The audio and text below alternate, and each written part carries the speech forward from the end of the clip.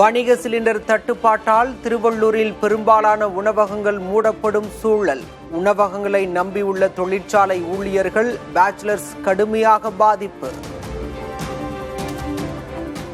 Tea கடை வச்சுருக்கோம், ஹோட்டலில் வச்சுருக்கோம், கேஸ் இல்லாமல் ஹோட்டலில் மூடிட்டு இருக்கோம். டீ கடையை மட்டும் கரண்ட் அடுப்பில் வச்சுட்டு டீ கடையை அப்படியே சுமாராக நடத்திட்டு இருக்கோம். ஒரு வாரமாக மூடி வச்சு சாப்பாடுக்கு எங்கேயும் போக முடியாது என்னால். அதனால் பார்த்தா அந்த என்னான்னு கேட்டால் அந்த கேஸ்க்கு சிலிண்டர் இல்லை, எங்களால் இது பண்ண முடியல அப்படின்றாங்க.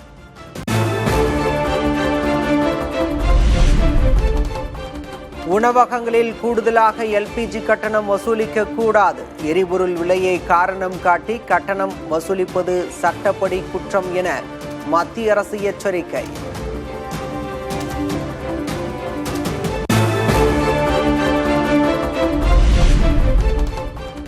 குழாய் வழி இயற்கை எரிவாயு இணைப்புக்கு மாற 90 நாட்கள் காலக்கெடு. பிஎன்ஜி இணைப்புக்கு மாற மறுத்தால் எல்பிஜி சிலிண்டர் விநியோகம் நிறுத்தப்படும் என மத்திய அரசு அறிவிப்பு.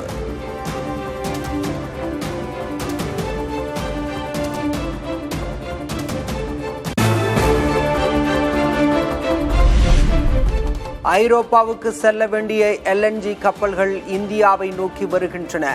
தட்டுப்பாடு காரணமாக அதிக விலைக்கு எரிவாயுவை வாங்க இந்தியா உள்ளிட்ட ஆசிய நாடுகள் திட்டம்.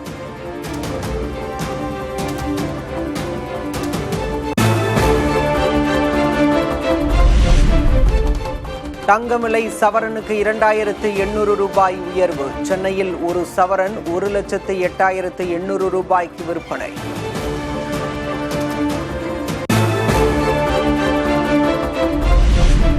வெள்ளி விலை கிலோவுக்கு 10,000 ரூபாய் உயர்வு. சென்னையில் 1 கிராம் வெள்ளி 260 ரூபாய்க்கு விற்பனை.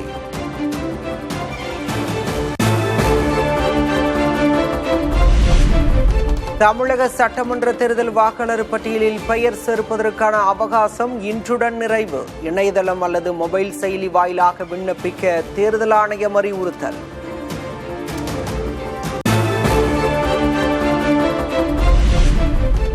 தமிழகத்தில் இதுவரை 334 நட்சத்திர பேச்சாளர்களுக்கு அனுமதி வழங்கியது தேர்தல் ஆணையம். திமுக, அதிமுக சார்பில் தலா 40 நட்சத்திர பேச்சாளர்கள், தவேக சார்பில் 20 நட்சத்திர பேச்சாளர்களுக்கு அனுமதி.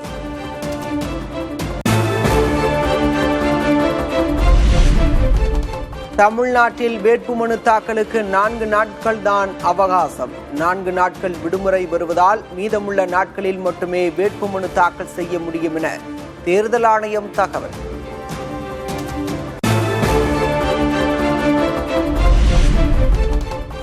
சட்டமன்ற தேர்தலில் 175 தொகுதிகளில் களம் காண்கிறது உதயசூரியன். 234 தொகுதிகளும் நம்முடைய தொகுதிகள்தான் என திமுக தொண்டர்களுக்கு ஸ்டாலின் கடிதம்.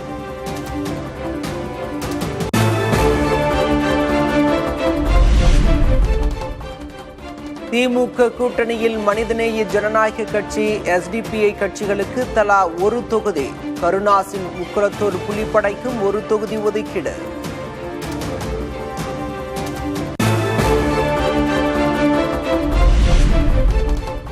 சென்னையில் 16 தொகுதிகளில் 13இல் போட்டியிடும் அதிமுக. பெரம்பூர், மயிலாப்பூர், சைதாப்பேட்டை ஆகிய 3 தொகுதிகள் கூட்டணி கட்சிகளுக்கு ஒதுக்கீடு.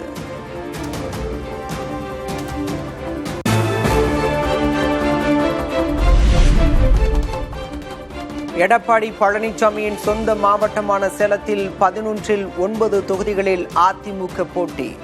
சேலம் மேற்கு, சேலம் வடக்கு ஆகிய 2 தொகுதிகள் பாமகவுக்கு ஒதுக்கீடு.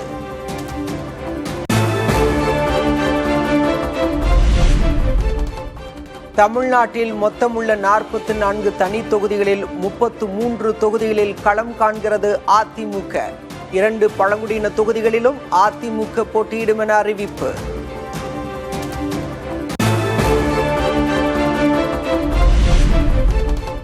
சட்டமன்ற தேர்தலில் பாஜக போட்டியிடும் 27 தொகுதிகள் அறிவிப்பு. மயிலாப்பூர், திருவண்ணாமலை, திருச்செந்தூர், தஞ்சாவூர் உள்ளிட்ட தொகுதிகளில் பாஜக போட்டி.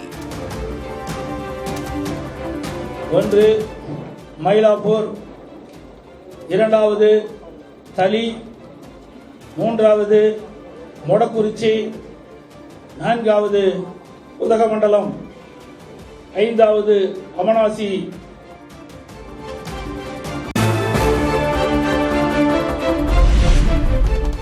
பாஜகவுக்கு 5 தனி தொகுதிகள் ஒதுக்கீடு. அவிநாசி, கந்தர்வக்கோட்டை, வாசுதேவநல்லூர், மானாமதுரை, ராசிபுரம் ஆகிய தொகுதிகளை ஒதுக்கீடு செய்தது அதிமுக.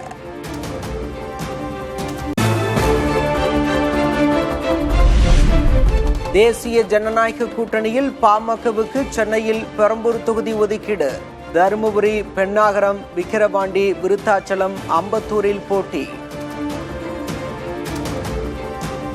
1 சேலம் மேற்கு, 2வது தர்மபுரி, 3வது பெண்ணாகரம், 4வது விக்கிரவாண்டி, 5வது சோளிங்கர், 6வது மயிலாடுதுறை.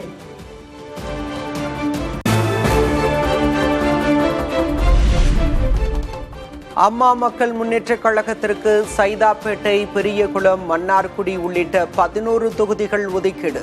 திருவையாறு, காரைக்குடி, பூந்தமல்லி, திருச்சி மேற்கு உள்ளிட்ட தொகுதிகளிலும் போட்டியிடுகிறது அமமுக.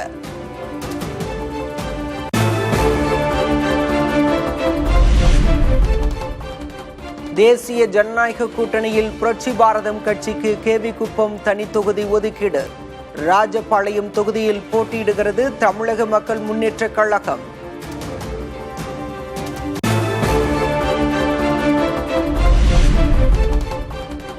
இருபத்து 3 பேர் கொண்ட அதிமுக வேட்பாளர் பட்டியலில் 20 பேர் முன்னாள் அமைச்சர்கள்.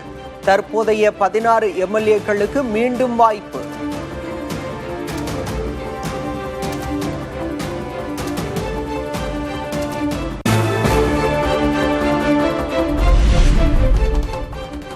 இரண்டு நாட்களில் பாஜக வேட்பாளர் பட்டியல், தேர்தல் அறிக்கை வெளியிடப்படும். மாநில தலைவர் நயினார் நாகேந்திரன் தகவல். எப்போ எதிர்பார்க்கலாம் வேட்பாளர் பட்டியலை? வெகு விரைவில். தேர்தல் அறிக்கை எப்போ சார் வெளியிடணும் பாஜக? இன்னும் ஒரு 2 தினங்கள்.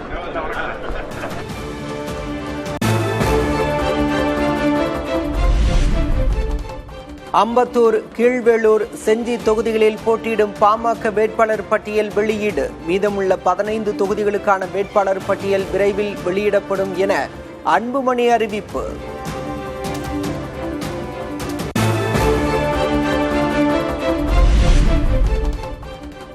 அங்கீகரிக்கப்பட்ட கட்சியான விசிக விட அங்கீகரிக்கப்படாத கட்சிக்கு அதிக தொகுதி ஒதுக்கியுள்ளது திமுக. சென்னை மயிலாப்பூர் பரப்புரையில் எடப்பாடி பழனிசாமி விமர்சனம். விடுதலை சிறுத்தை கட்சிகள், திருமாவளவன் தலைமையில் இருக்கின்ற விடுதலை சிறுத்தை கட்சி எவ்வளவோ போராடி 8 இடங்களில் பெற்றிருக்கிறாங்க. அது ஒரு அங்கீகரிக்கப்பட்ட கட்சியா இருக்குது. அங்கீகாரம் இல்லாத ஒரு கட்சிக்கு அதிக இடம் கொடுத்திருக்கிறாங்க. இதுதான் திமுக.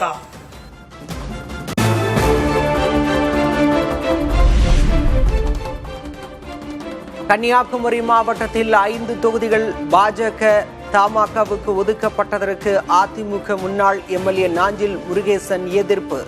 தளவாய் சுந்தரம் தான் இதற்கு காரணம் என்றும் அவருக்கு எதிராக போட்டியிடப் போவதாகவும் அறிவிப்பு.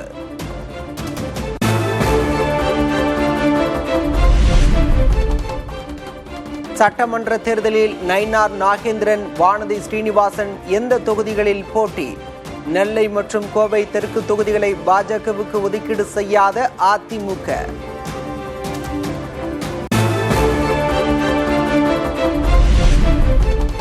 தமிழக சட்டமன்ற தேர்தலில் அண்ணாமலை போட்டியிட வாய்ப்பு இல்லை என தகவல். அண்ணாமலை கேட்டதாக சொல்லப்படும் 2 தொகுதிகளிலும் அதிமுகவே போட்டி.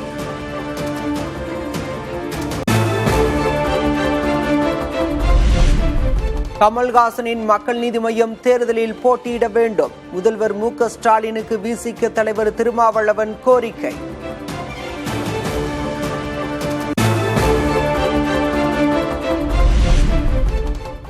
திமுக ஆட்சியில் ஒரு துறை செயலரை பார்க்க மாத கணக்கில் காத்து கிடக்கும் நிலை. அமைச்சர்களுக்கே அப்பாயின்மெண்ட் கிடைப்பது இல்லை என தமிழக வாழ்வுரிமை கட்சி தலைவர் வேல்முருகன் விமர்சனம். ஒரு துறையினுடைய செயலாளரை பார்ப்பதற்கு பல அமைச்சர்கள் வரிசை கட்டி காத்து கிடக்கிறாங்க மாத கணக்கில். ஒரு அதிகாரமிக்க பொறுப்பில் இருக்கிற ஒருவரை பார்ப்பதற்கு சில ஆண்டுகளாக அந்த அமைச்சர்களுக்கு அப்பாயின்மெண்டே இல்லை. உங்களுக்கு தெரியுமா அந்த உண்மை? நான் சொல்லட்டுமா ஆதாரப்பூர்வமா?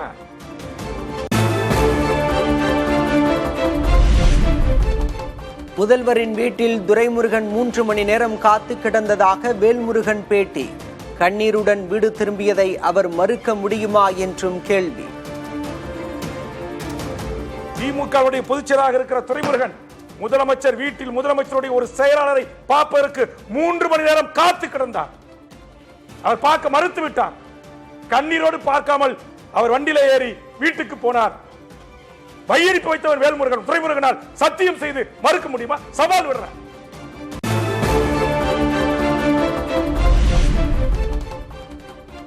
தமிழ்நாட்டை ஆட்சி செய்வது யார் என தவாக தலைவர் வேல்முருகன் கேள்வி. தமிழ்நாட்டை தமிழர் விரோத கூட்டம் ஆளக்கூடாது என்றும் புதிய தலைமுறைக்கு அளித்த பேட்டியில் கருத்து. யார் ஆட்சி செய்யறான்? என்னுடைய மண்ணை, என்னுடைய மக்களை, என் மக்கள் போட்ட ஓட்டில் இருக்கிற நாட்டுடைய அமைச்சர்கள் ஆட்சி செய்யணும். முதலமைச்சர் ஆட்சி செய்யணும். பியூரோகிரசி ஆட்சி செய்யக்கூடாது. தமிழர் விரோத கூட்டம் ஆட்சி செய்யக்கூடாது. சமூக நீதிக்கு எதிரானவர்கள் ஆட்சி செய்யக்கூடாது.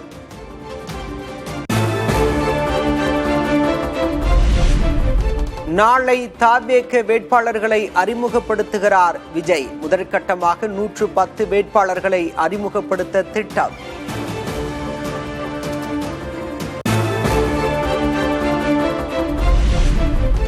புதுச்சேரியில் ஒரே கூட்டணியில் உள்ள திமுக காங்கிரஸ் 6 தொகுதிகளில் நேரடியாக மோதும் சூழல்.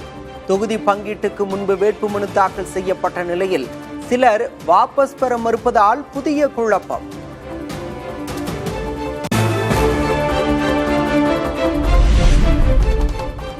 புதுச்சேரி சட்டமன்ற தேர்தலுக்கான வேட்புமனுவை திரும்ப பெற இன்றைய கடைசி நாள். மாலையில் வெளியாகிறது இறுதி வேட்பாளர் பட்டியல்.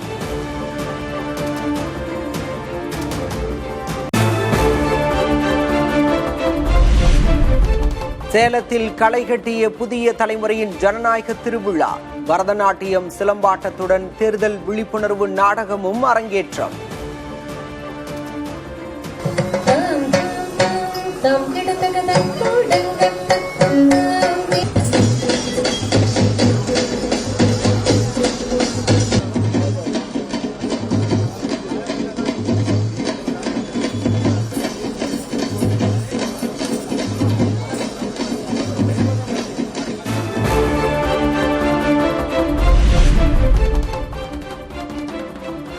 சேலத்தில் மேட்டூர் அணை உபரி நீரை பனமரத்துப்பட்டி ஏரி வரை நிரப்ப கோரிக்கை. மக்களுடன் புதிய தலைமுறையில் மெட்ரோ ரயில் சேவை, ஜவுளி பூங்கா கோரிக்கைகளையும் முன்வைத்த சேலம் மக்கள். சேலத்துல இருந்து மேட்டூர் உபரி நீரை ஏரிகளுக்கு நிரப்புறதுக்கோசரம் கொண்டுட்டு போனாங்க. ஆனா இப்ப பாத்தீங்கன்னா அது கிடப்புல இருக்கிற மாதிரி இருக்கு. அதை இன்னும் விரிவுபடுத்தி பனமரத்துப்பட்டி ஏரி வரைக்கும் கொண்டு போனாங்க அப்படின்னா விவசாயி சார்ந்து பயன்பாட்டுக்கு நல்லா இருக்கும். எங்களுடைய சேலைகளை ஏற்றுமதி பண்ணி இந்த அரசாங்கம் எங்களுக்கு ஒரு ஜவுளி பூங்காவை இந்த சேலத்துல அமைச்சு கொடுக்கணும். மெட்ரோ சொல்லியிருக்காங்க. மெட்ரோவும் கொஞ்சம் வந்துச்சுன்னா சேலம் மக்களுக்கு கொஞ்சம் நல்லா வசதியா இருக்கும்.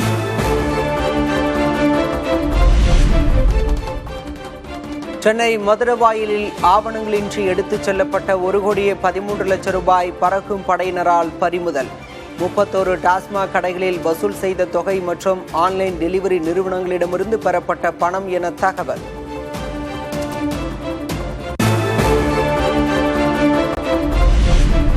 ராமேஸ்வரம் மீனவர்கள் 4 பேரை படகுடன் சிறைபிடித்தது இலங்கை கடற்படை. எல்லை தாண்டி மீன் பிடித்ததாக கூறி கைது செய்து விசாரணை.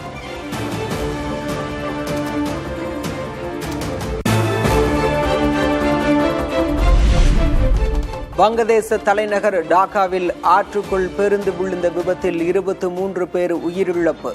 மேலும் 10 பயணிகளை தேடும் பணி தீவிரம்.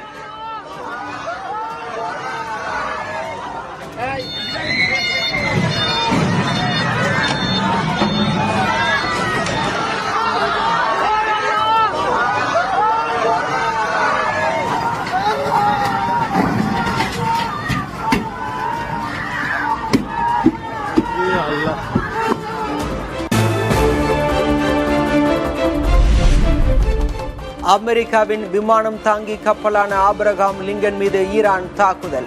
ஏவுகணை தாக்குதலால் கப்பலில் தீ விபத்து ஏற்பட்டதை அடுத்து துறைமுகத்துக்கு இழுத்துச் செல்லப்பட்டதாக தகவல்.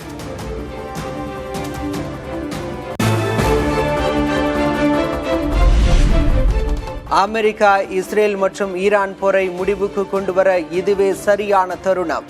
மோதலில் நேரடியாக பங்கேற்காத நாடுகளின் மீதான தாக்குதல்களை ஈரான் நிறுத்த வேண்டும் என ஐநா பொதுச் செயலர் வலியுறுத்தல்.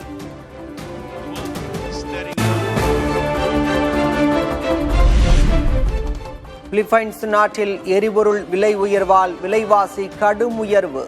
ஊதியத்தை உயர்த்தி தரக்கோரி தொழிலாளர்கள் போராட்டம்.